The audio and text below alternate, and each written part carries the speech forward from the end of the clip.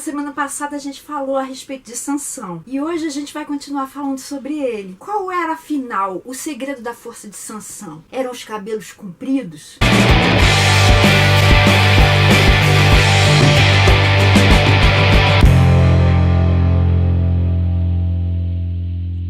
As pessoas costumam achar que sim, porque o efeito, assim que os cabelos dele foram cortados, foi que ele ficou fraco, normal, como qualquer outro homem. Mas o segredo da força de Sansão não estava nos cabelos. Os cabelos eram só o sinal, representação da fonte da sua força. A força de Sansão estava na consagração dele a Deus, que foi anunciada pelo anjo que apareceu aos pais dele antes mesmo dele ser concebido. Ele era considerado nazireu desde a barriga da mãe dele. E todo nazireu, enquanto durasse o voto de nazireado, não podia raspar a cabeça, porque raspar a cabeça significava o fim do voto. Só que Sansão achava que estava nos cabelos. E foi isso que ele falou para Dalila, quando revelou o segredo da sua força. Ela entrou em contato com os príncipes dos filisteus, que mandaram cortar o cabelo dele, e o efeito foi realmente a perda da força. Mas a fonte não eram os cabelos longos. A fonte era a consagração, que nunca foi lá essas coisas na vida de Sansão. E a gota d'água foi quando os cabelos dele foram cortados. Mas o que eu acho interessante nessa história, que está lá em Juízes 16, é que assim que ele foi capturado pelos filisteus, vazaram os olhos dele e colocaram ele para ficar trabalhando como escravo, girando um moinho na prisão. Mas o verso 22 fala uma coisa muito significativa. Mas logo o cabelo da sua cabeça começou a crescer de novo. E quando a gente vê, não sei depois de quanto tempo que aconteceu isso, que os filisteus deram uma festa em homenagem ao deus Dagon, e para se divertirem resolveram chamar Sansão da prisão. Ele pediu ao menino que estava servindo como guia dele que colocasse Sansão para segurar as colunas centrais do templo de Dagon. E Sansão fez uma oração. Está lá no verso 28. E ele pediu que Deus desse forças para ele, ao menos uma vez, para que ele pudesse se vingar dos filisteus pelo que fizeram aos dois olhos dele. Deus ouviu a oração dele e deu forças àquele que antes não estava nem aí pro voto de nazireu, porque agora ele era nazireu por opção. E Sansão derrubou o templo e morreu junto com um monte de filisteus.